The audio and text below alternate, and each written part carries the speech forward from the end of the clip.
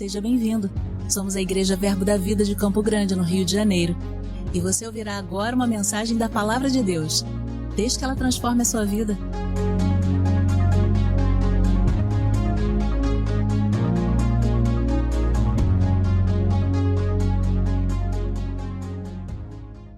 Você está bem? Glória a Deus. Eu não sei se você estava aqui pela manhã ou se você assistiu os nossos cultos no YouTube, mas o nosso pastor teve a direção de fazer uma série, né? A gente brincou de manhã que foi uma minissérie com 4 capítulos. Posição no reino. E ele ministrou no culto das 8h30, eu ministrei no culto das 10h30. E é muito importante que você faça esse acompanhamento, para que você não perca aquilo que o Senhor quer comunicar a essa igreja local. Nós percebemos mesmo o favor de Deus, o derramar da sua unção nos 2 cultos da manhã. O Espírito chancelando a direção que ele deu ao coração do nosso pastor para tratar sobre esse assunto. E no culto da manhã de 10h30, depois que eu ministrei, ele subiu porque ele tinha algumas declarações para fazer. E ele falou algo, queridos, que na hora que ele falou, foi como se soltassem fogos dentro de mim. Sabe aquela palavra rema? Quando você recebe aquela revelação, que é aquela explosão. E ele dando um exemplo, ele falou sobre... não ensinar uma criança de 5 anos a dirigir, porque não está no tempo. E aí ele falou, mas quando ela estiver próxima dos 18 anos, você vai ensiná-la a dirigir, vai colocar na autoescola, porque chegou o tempo. E quando ele falou isso, eu falei, é isso. Tem algo para acontecer e chegou o tempo para que nós tratássemos desse assunto, para que a gente esteja habilitado para a prova. Sabe, habilitado para fazer aquela prova e ser aprovado naquilo que o Senhor quer, para a gente ganhar lá a nossa carteira de habilitação e ter mais autonomia, amém, queridos? Para que a gente possa ir com facilidade onde o Senhor quer que a gente vá, amém? Então, coube, né, o meu quinhão essa tarde trazer um fundamento para aquilo que o pastor vai ministrar no culto da noite. Um fundamento acerca de um princípio muito importante, queridos, que quando a gente olha para o mundo, a gente pode se confundir com esse princípio, que é o princípio da submissão. E quando a gente olha para o sistema do mundo de alguma forma nos afeta, porque nós estamos nesse mundo. Nós não vamos nos conformar com o sistema do mundo, mas nós não podemos negar que ele existe. E que se a gente está nesse mundo, nós temos que nos resguardar, como o apóstolo Paulo nos ensina, nós temos que vestir uma armadura para que a gente esteja nesse mundo, mas não seja contaminado por esse mundo. Porém, algumas sequelas, vamos dizer assim, entraram na nossa alma. E a gente vai combater como? Com a palavra. Como o apóstolo Paulo diz, que nós não vamos nos conformar com o sistema desse mundo, mas nós vamos renovar a nossa mente, o nosso pensamento pela palavra. E uma dessas coisas que entram na nossa cabeça é o fato da submissão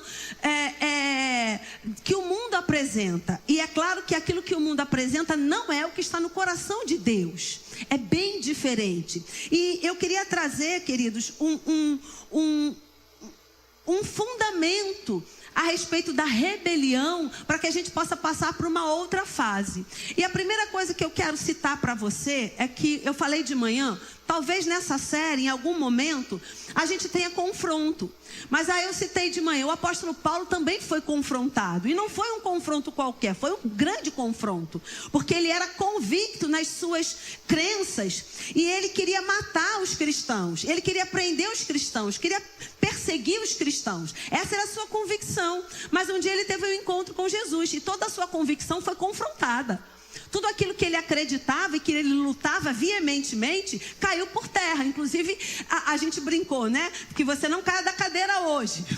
Mas houve um confronto muito grande. E a Bíblia diz que os olhos foram abertos, as escamas caíram. E o apóstolo Paulo se tornou o gigante que ele se tornou no Evangelho. E até hoje a gente fala sobre ele, prega sobre ele. E as palavras do apóstolo Paulo, inspiradas por Deus, nos corrigem, nos ensinam. Não é assim? E aí eu quero aproveitar esse texto que está lá em 2 Timóteo, você não precisa abrir, eu vou ler para você, porque eu vou ler na tradução King James. 2 Timóteo, capítulo 3, no versículo 16, falando sobre as escrituras, que a escritura ela é útil para ensinar, repreender, corrigir e educar.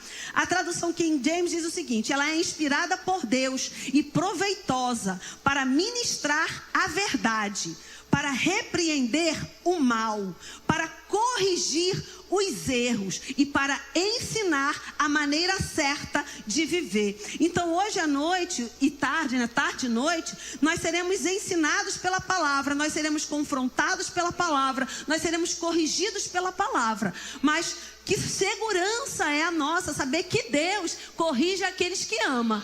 Amém? E que talvez você seja corrigido, educado, talvez você seja aperfeiçoado pela palavra, porque é a palavra que faz isso, é a palavra que nos educa a sermos cristãos melhores a cada dia. Amém, queridos? Eu quero começar a nossa conversa falando sobre uma igreja que as escrituras tratam como uma igreja modelo, que é a igreja de Tessalônica. Aquela igreja, o apóstolo Paulo reconheceu que ela era uma igreja modelo.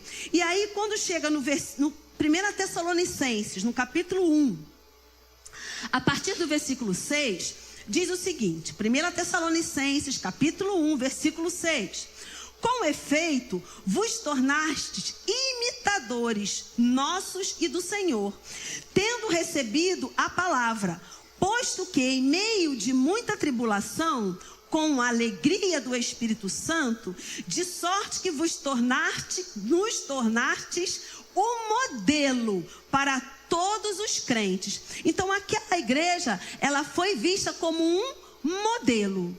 Você gosta de pensar numa igreja modelo?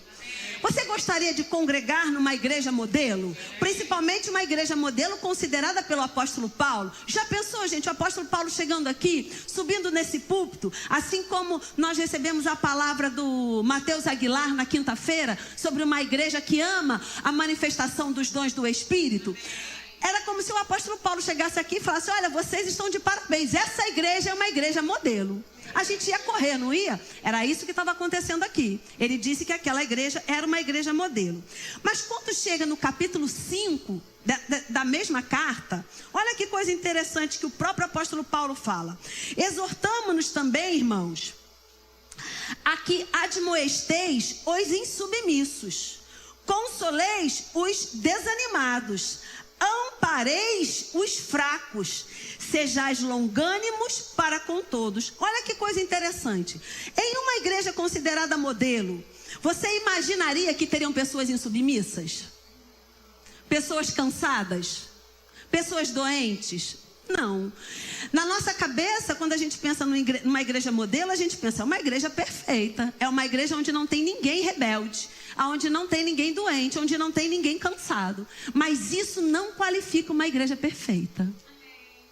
Tessalônica era uma igreja perfeita, porém a palavra diz que haviam insubmissos no meio da igreja.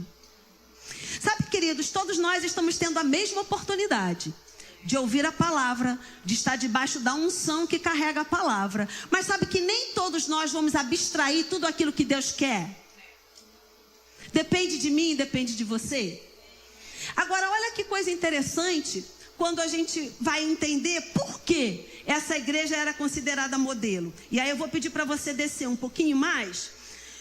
1 Tessalonicenses, no capítulo 2, a partir do versículo 13, o apóstolo Paulo vai dizer: outra razão ainda temos nós para incessantemente dar graças a Deus, é que, tendo vós recebido a palavra que de nós ouvistes, que é de Deus, acolhestes não como palavra de homem, e sim como, em verdade, é a palavra de Deus, a qual, com efeito, está operando eficazmente em vós, os que credes. Olha que coisa interessante. O apóstolo Paulo, ele coloca 3 degraus, vamos dizer assim, que ele observou naquela igreja, operando naquela igreja, para que ele a qualificasse como uma igreja perfeita. Ele disse: tendo recebido a palavra que de nós ouvistes.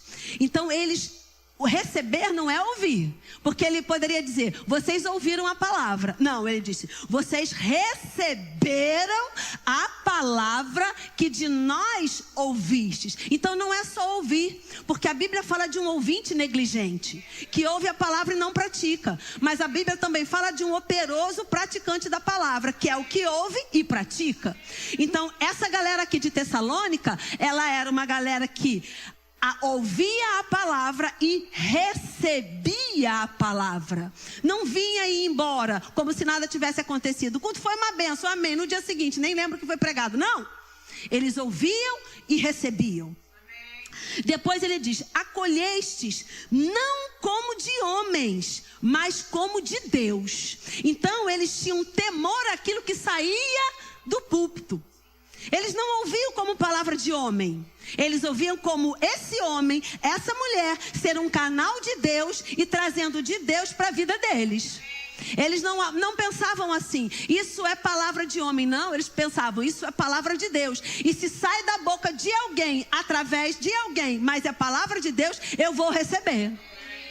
Amém, queridos? Porque eles entendiam o poder que está nessa cadeira de pregador, a autoridade que está nessa cadeira de pregador, a unção que está nessa cadeira de pregador.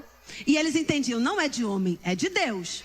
E o terceiro degrau, com efeito, está operando eficazmente nos que creram. Então não era só uma palavra recebida, não era só uma palavra acolhida, mas era uma palavra praticada. E isso faz uma igreja perfeita. Agora, nessa igreja perfeita haviam insubmissos. E se a gente não entender a essência da insubmissão, se a gente não entender a essência da rebelião, a gente pode achar que é grave demais. Não é comigo, mas é sutil demais e pode ser com qualquer um de nós. E eu vou provar para você na palavra. Amém? Antes eu quero mostrar para você o que está lá na primeira carta de João. Vai comigo para lá. Primeira carta de João. Primeira carta de João, lá no finalzinho da sua Bíblia. João já estava preso lá na ilha, já estava no final do seu ministério. E ele diz o seguinte, em 1 João, no capítulo 4, a partir do versículo 1. Você achou? Posso ler? Diz o seguinte: amados, não deis crédito a qualquer espírito, antes provai os espíritos se procedem de Deus. Porque muitos falsos profetas têm saído pelo mundo afora. Nisto reconheceis o Espírito de Deus. Todo o espírito que confessa que Jesus Cristo veio em carne é de Deus. E todo o espírito que não confessa Jesus não procede de Deus. Pelo contrário, este é o espírito do anticristo, a respeito do qual tendes ouvido que vem. E presentemente já está no mundo. O espírito do anticristo já está no mundo. Estava no mundo naquela época, está no mundo hoje, e até tudo ser consumado, ele está no mundo. O que é esse espírito do anticristo? A Bíblia diz, queridos, você pode estudar lá em escatologia, que em um determinado momento, esse espírito do anticristo vai encarnar em uma pessoa e essa pessoa vai reinar como o anticristo. Mas esse espírito, esta influência já está no mundo e ninguém está livre dela. Ninguém está livre dela. Quando nós olhamos para a Bíblia, nós vemos homens poderosos, homens inclusive cheios de Deus, que caíram no laço do passarinheiro, porque ninguém está livre dela. Só que é uma influência que está no mundo. Anticristo, ante a unção, ante o Messias, ante a autoridade, porque Cristo não é o sobrenome de Jesus. Cristo é o ungido, o Messias, o Filho de Deus. Então ele diz, é um espírito anticristo, ante uma autoridade. E o que é o anti? É o que resiste, é o que está contra ante uma autoridade. Então, por isso que ele diz, tudo aquilo que vai contra a autoridade de Deus e ante a palavra de Deus e ante Deus e o Cristo, é aquilo que vai contra, que está se opondo ou está resistindo. E aí, queridos, é importante demais a gente entender que quando essa influência, que ninguém está livre, ela encontra um caráter corrompido, ou ela encontra a ignorância, e graças a Deus por esse culto, não é? Que está nos livrando da ignorância, porque a ignorância faz o povo perecer. Sabe que muitas vezes as pessoas entram na rebelião, não porque ela tem uma má índole, ou porque está com um caráter deturpado, não. Ela pode entrar na rebelião porque ela não identificou que aquilo é rebelião, porque a luz ainda não chegou para ela, e ela está na ignorância das trevas, e na ignorância das trevas ninguém enxerga. Você pode ser um convertido em Cristo Jesus, mas se nessa área não houve ensino, essa área da sua vida está nas trevas. E como está nas trevas, luz não chegou, a gente pode errar. Então, queridos, essa influência contra, ela já está no mundo. E quando ela encontra um caráter deturpado, ou um caráter que não foi transformado pela palavra, ou não foi iluminado pelo conhecimento, essa pessoa, ela pode deixar a influência fazer ninho na cabeça dela. Não é? E o irmão Reiga diz, a gente não pode impedir que o pássaro voe, mas a gente pode impedir que ele faça ninho. Então, a influência do espírito do anticristo, ela pode chegar, mas se o meu caráter está alinhado à palavra, se eu conheço a influência e eu não quero ela para a minha vida, eu não vou deixar o passarinho fazer ninho na minha cabeça. Eu vou dizer, show! Amém, queridos? E aí eu quero ler onde tudo isso começou, afinal de contas, né? Mas por que chegou na nossa vida? Por que tudo isso começou? E aí eu quero que você vá, por gentileza, lá para Ezequiel. Ezequiel 28, lá no Velho Testamento. Passou Jeremias, lá no trio dos profetas. Isaías, Jeremias, Ezequiel, capítulo 28. Diz o seguinte, você achou? Agora com a Bíblia digital fica fácil, né? Quero ver você achar Amós na Bíblia. Aleluia. Ezequiel 28, a partir do versículo 11. Eu sei que o texto é grande, queridos, mas eu creio na unção da palavra. Eu falando é uma coisa, mas quando a palavra é lida é outra coisa. Eu creio na unção da palavra. Então diz o seguinte: veio a mim a palavra do Senhor dizendo: filho do homem, levanta uma lamentação contra o rei de Tiro. Dize-lhe, assim diz o Senhor Deus: tu és o sinete da perfeição, cheio de sabedoria e formosura. Estavas no Éden, jardim de Deus. Espera aí. O rei Tiro estava no Éden? Epa, então o profeta não está falando com o rei Tiro, porque ele não estava no Éden. Afinal de contas, com quem ele está falando? Com a influência que estava atuando sobre a vida de Tiro. Você entendeu? Amém? Não me abandona não, segura minha mão aí, por favor, não solta. Estavas no Éden, jardim de Deus, e todas as pedras preciosas te cobrias. O sárdio, topázio, diamante, berilo, ônix, jaspe, safira, carbúnculo e a esmeralda. De ouro se te fizeram os engastes e os ornamentos.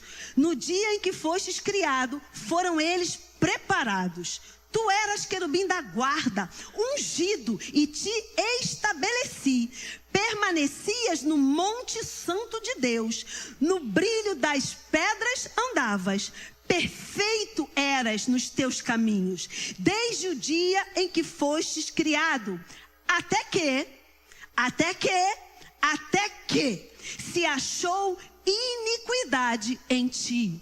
Até que o seu caráter foi deturpado, até que o seu coração saiu do lugar, até que talvez a tua visão espiritual foi corrompida, até que você era perfeito, Você era cheio de pedras preciosas. Você tinha autoridade, você era formoso. Você tinha autoridade, você era um querubim da guarda. Você era alguém revestido de poder, de luz.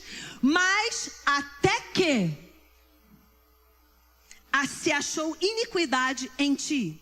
Na multiplicação do teu comércio, se encheu o teu interior de violência e pecaste, pelo que te lancei profanado, fora do monte de Deus, e te farei perecer. Ó querubim da guarda, em meio ao brilho das pedras, elevou-se o seu coração por causa da tua formosura. Corrompeste a tua sabedoria por causa do teu resplandor.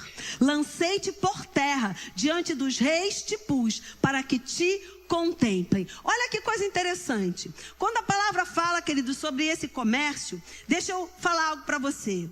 Comércio é ter o que os outros precisam. Não é assim, você vai no comércio comprar alguma coisa. Eles têm lá o que você precisa. Então, comércio é ter aquilo que outros precisam. E olha que coisa interessante. Entendemos com isso que foi o crescimento naquilo que Deus o criou para fazer, que elevou Lúcifer a se ensoberbecer. Então, vamos lá.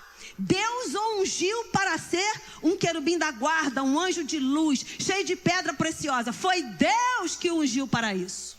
Foi Deus que o criou para isso. E a Bíblia diz, e você estava lá, comercializando. Você tem aquilo que os outros precisam. Você está em um lugar de influência. Deus colocou Lúcifer num lugar de influência, numa posição de influência. Porque ele tinha o comércio, ele tinha aquilo que os outros precisavam. Ele estava ali como administrando todas as coisas. Quem o colocou lá? Deus. Quem o ungiu? Deus. Quem deu a ele autoridade? Deus. Mas naquilo que Deus o deu autoridade, ele se ensoberbeceu. A vaidade entrou no coração dele. A iniquidade entrou no coração dele. E aí, queridos, a história diz lá em Isaías que ele quis ser igual a Deus e se assentar no trono da divindade. Aí começou a bagunça. Sabe aquela bagunça que você fica se perguntando, meu Deus, onde começou essa bagunça? Começou aí. A bagunça começa aqui. E a partir daqui, aquilo que foi a queda de Lúcifer passa a ser também aquilo que ele trabalha para que a humanidade caia. Assim como ele caiu, assim como ele se levantou em soberba, em concupiscência, do mesmo jeito, ele jogou a isca para Adão e Adão caiu. De manhã eu falava sobre omissão. Adão foi omisso. Porque sobre Adão tinha autoridade para cuidar da mulher, para proteger a mulher. E ele foi omisso. E aí o pecado entrou. E o pecado entrou por Adão. E toda a humanidade pecou em Adão. Então, queridos, todos nós temos que acreditar que existe uma influência do espírito do anticristo e que qualquer um de nós está vulnerável. Agora, quando eu entendo a palavra, quando luz chega, eu sou fortalecido. E aí, como eu gosto de dizer, né? Às vezes ele vem e eu penso assim, já vi a tua unha, já senti o teu cheiro. Porque, queridos, assim como a unção tem cheiro, a rebelião também tem cheiro. A gente sente o cheiro no reino do Espírito. Oh, glória! Aleluia! Palavras da salvação. E aí eu queria mostrar para você um exemplo na prática. E aí eu quero que você vá para 1 Samuel 15. Nós falamos sobre isso de manhã. De manhã eu errei o versículo porque eu fui para 2 Samuel. Na verdade era 1 Samuel. Primeira carta, primeiro livro. Primeiro livro de Samuel, no capítulo 15. Se você estava aqui de manhã, eu estou reparando o meu erro. De manhã eu falei 2 Samuel, mas era 1 Samuel, capítulo 12. Agora você vai para o capítulo 15. Primeiro livro de Samuel, capítulo 15. A história é a seguinte, vou resumir. No culto da manhã eu falei um pouco mais, mas eu só tenho 15 minutos a partir de agora. Então eu vou resumir. Eu acho que tem alguma coisa errada. Não queria falar não, mas desconfio. É a história de Saul.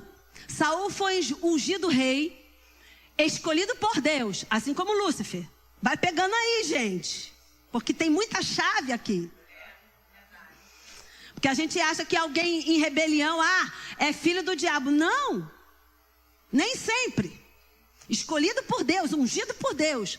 Saul foi escolhido por Deus, ungido por Deus. Estava lá no reinado, reinando. Quando deu 1 ano de reinado, Samuel dá uma instrução para ele. Eu vou estar com você daqui a 7 dias. Me aguarde para o sacrifício, porque rei não sacrifica.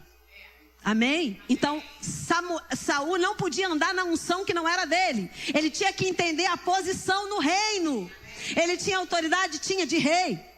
Ele tinha que entender a posição que ele ocupava ali. Ali, como rei, ele era autoridade. Mas ele não era autoridade como profeta, nem como sacerdote, porque era Samuel. Ele não podia entrar na esfera de Samuel. Mas ele entrou. 45 do segundo tempo, Samuel não chega, o que ele faz? Ele presta o sacrifício. E aí Samuel chega. Tô sentindo cheiro de carninha queimada. E não é churrasco. E aí o que Samuel fala para ele? Olha, o teu reinado seria confirmado hoje, perpetuamente. Então Saul seria rei, o filho de Saul seria rei, o neto de Saul seria rei, o neto do neto, todo mundo seria rei, porque seria um reinado perpétuo. Samuel diz para ele, isso aqui foi cortado, por causa da tua desobediência, foi cortado isso. Porque você não considerou a palavra da autoridade, você resistiu.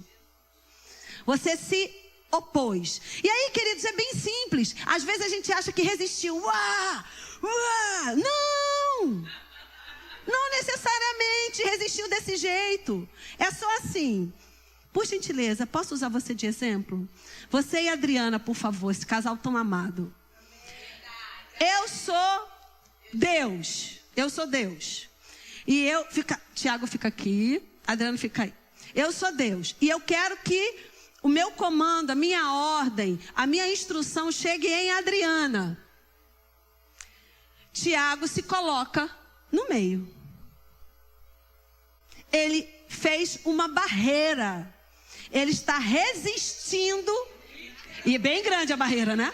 Foi um bom exemplo. Nem pensei sobre isso, mas testificou. Ele fez uma barreira. E aquilo que era para chegar em Adriana não chega. Porque ele se opôs.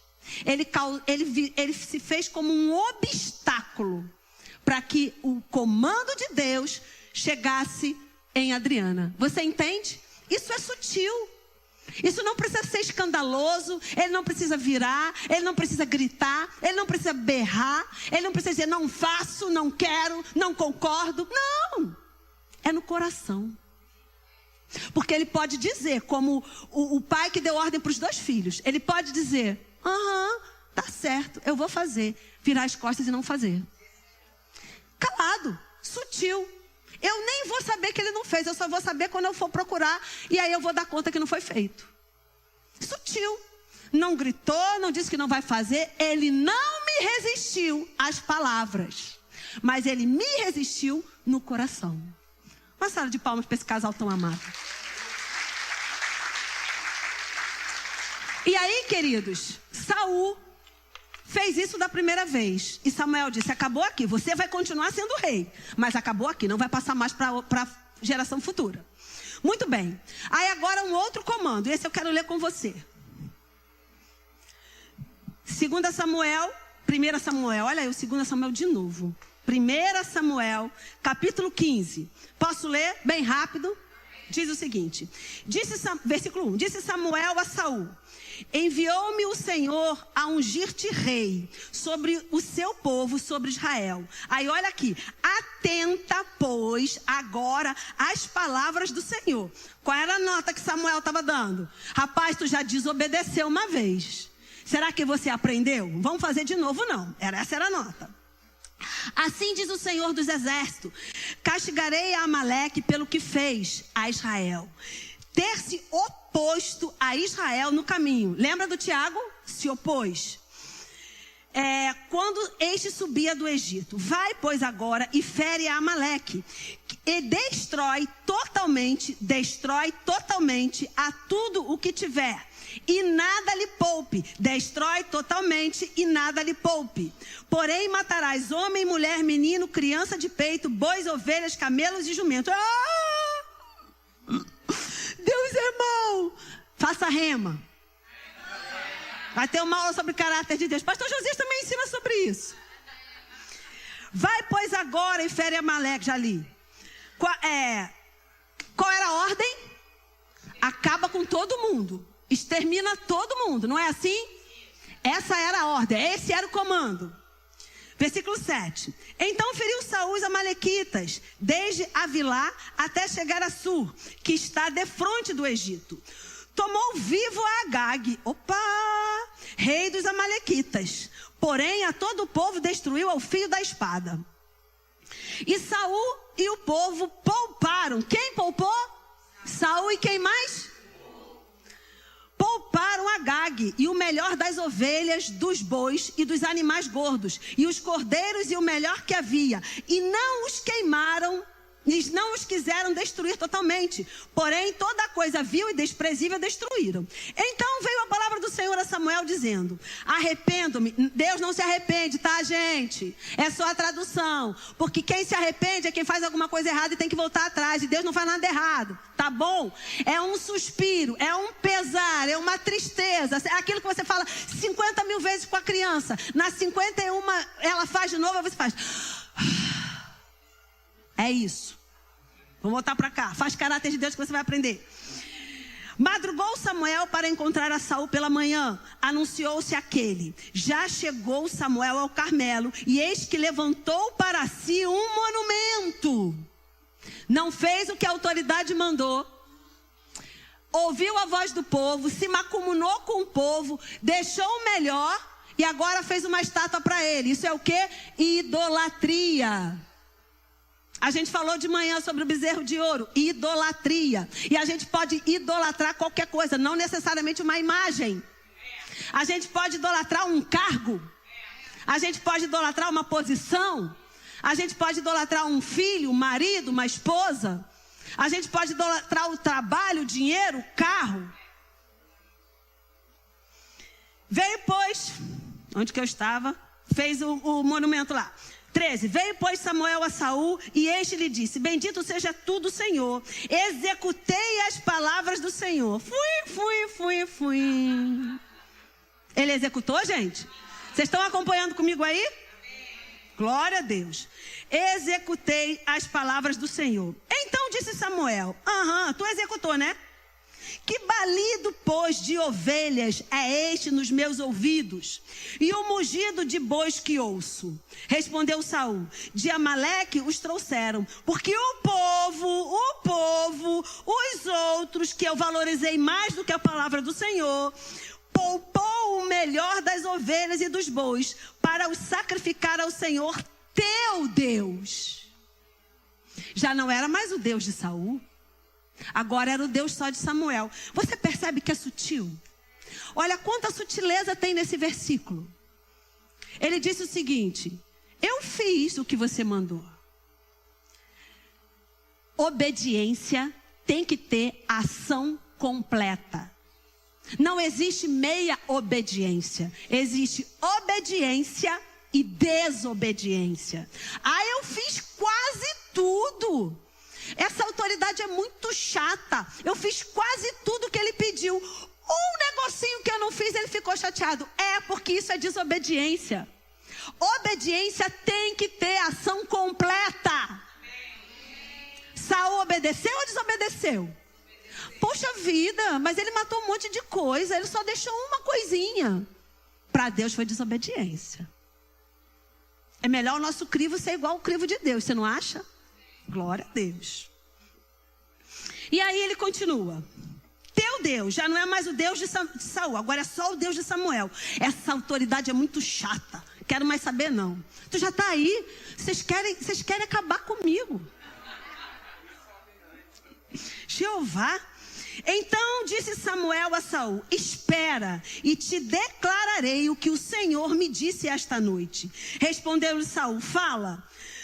Prosseguiu Samuel: porventura, sendo tu pequeno aos teus olhos, não fostes por cabeça das tribos de Israel, e não te ungiu o Senhor rei sobre ela? Enviou-te o Senhor a este caminho e disse: vai e destrói totalmente esses pecadores, os amalequitas, e peleja contra eles até exterminá-los. Por que, pois, não atendeste à voz do Senhor, mas te lançastes ao despojo e fizeste o que era mal aos olhos do Senhor? Mas ele não tinha obedecido uma parte? Não. Para Deus, obedecer uma parte não existe. Ou obedece ou desobedece.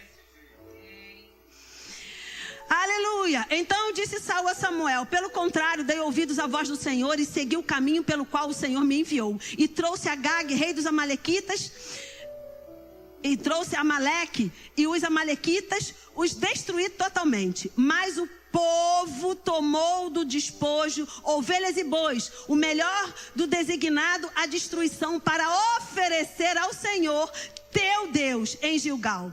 Porém Samuel disse: tem porventura o Senhor tanto prazer em holocausto e sacrifício, quando em que se obedeça a sua palavra? Eis que o obedecer é melhor do que sacrificar, e o atender é melhor do que gordura de carneiros, porque a rebelião é como o pecado da feitiçaria, e feitiçaria é manipulação. É fazer com que o outro faça aquilo que você quer que seja feito sem ser claro. Eita, Jeová. Obedecer é melhor do que sacrificar, e o atender melhor do que gordura de ovelhas, porque a rebelião é como o pecado de feitiçaria. E a obstinação, presta atenção, obstinação, já estava obstinado. Já tinha totalmente ficado cego, já estava obstinado. Obstinado com a vaidade, obstinado com a soberba, obstinado como eu posso, eu estou no lugar, eu estou na posição. Obstinado, já desconsiderou não só Samuel, mas desconsiderou Deus, porque Samuel era uma autoridade delegada. Oh, aleluia! Porque a rebelião é como pecado de feitiçaria, a obstinação é como idolatria e culto a ídolos do lar. Visto que rejeitaste a palavra do Senhor, ele também te rejeitou a ti, para que não sejas mais rei. Aí acaba o reinado de Saul. E aí, como eu falei de manhã, ele foi ungido para ser rei. Se não é mais rei, não tem mais unção. A unção foi retirada. E quando a unção é retirada, ele fica vulnerável. E aí a Bíblia diz que um espírito imundo entra em Saul, porque não está mais coberto, não está mais guardado, não está mais preservado pelo óleo da unção. Porque a gordura preserva. Aleluia! A gordura nos preserva.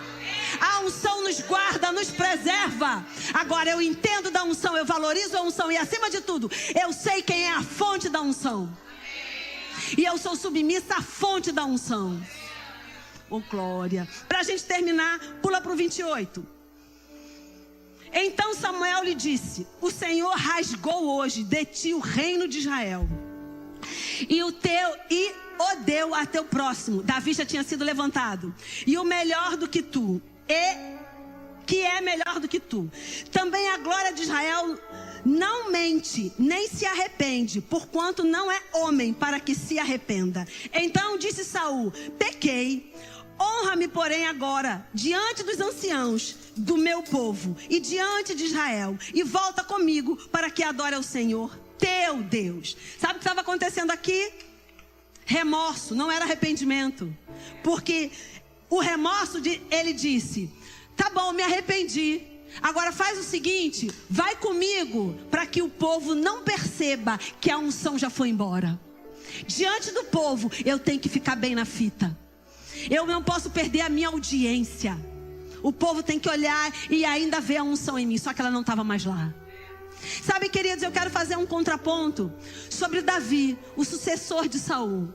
Davi erra, e eu quero que você entenda que não é sobre o erro. Porque, como eu falei, todos nós estamos suscetíveis à influência. A influência não pode achar em nós o caráter deturpado. A influência não pode achar em nós ciúme, inveja, vaidade. A influência não pode achar em nós raiva, rancor. Porque se ela achar essas brechas, atende aí e diz que você não pode falar porque Jesus está falando. A influência não pode achar isso, porque se ela achar, ela vai fazer ninho, ela vai fazer morada. Davi errou. Ao meu ponto de vista, errou feio. Mandou o amigo para o campo de batalha para ficar com a mulher dele. Ou seja, assassinato e adultério. Mas sabe quando Natan chega para falar para Davi? Davi, então, um homem rico, um homem pobre, um homem tinha muitas ovelhas, outro não tinha nada. O homem rico pegou a ovelha do homem pobre. O que a gente faz com esse homem, Davi? Mata. Aí Natan diz para ele: esse homem é você. Esse homem é você. Que errou, que fez isso. O que Davi faz? Se arrepende genuinamente. E Natan diz para ele: porque você se arrependeu, Deus te perdoou.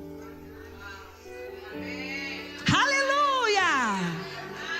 Essa é a oportunidade, queridos, que o Senhor está nos dando hoje para o arrependimento. Porque Natan disse para Davi: Deus te perdoou. E ele continuou o reinado dele. E quando Lucas chega lá no livro de Atos, Lucas diz: Davi, Deus disse: homem segundo o meu coração. Amém, queridos? Eu creio que há algo novo para chegar. Eu creio que chegou o tempo da carteira de motorista estar nas nossas mãos. Mas para isso eu tenho que ter habilidade para dirigir o carro. Eu tenho que ter perícia, destreza. Eu tenho que ter atenção. Eu tenho que ficar ligado, prestar atenção no pedestre, no sinal, no motoqueiro. Glória a Deus. Desafio ao fruto do Espírito. Tu é motoqueiro, né? Mas tem uma diferença entre motoqueiro e motociclista, não é isso? Olha aí. Mas, queridos, para isso a gente vai ter que estar ligado na palavra e na unção. Amém? Você pode ficar de pé? Eu quero orar com você. E agora é o momento, querido, para você checar o teu coração. Nós não somos como Saul, que apenas teve remorso e pediu para Samuel subir com ele para que o povo não desconfiasse. Nós somos como Davi, que reconhece o erro, faz a curva e não erra mais.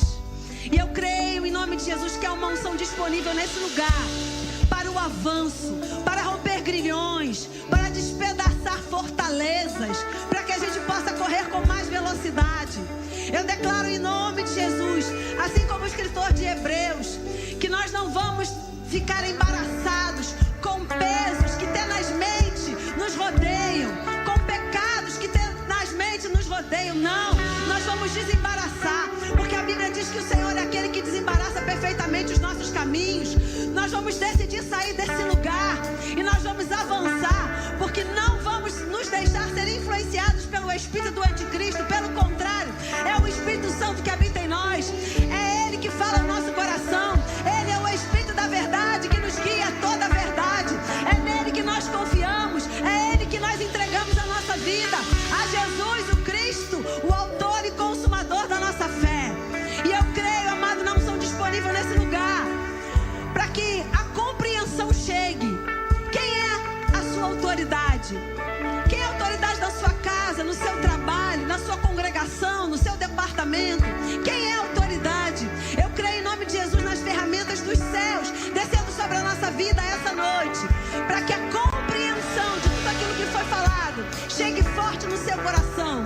E assim como Davi, se houver em nós algo que precisamos nos arrepender, a unção está disponível para nos ajudar, para nos auxiliar, em nome de Jesus. Amém? Oh, glória! É o seu momento de chegar a sua vida.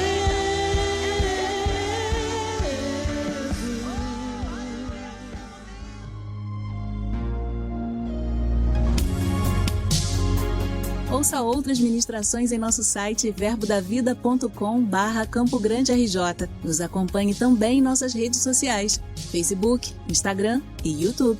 Seja abençoado na prática dessa palavra.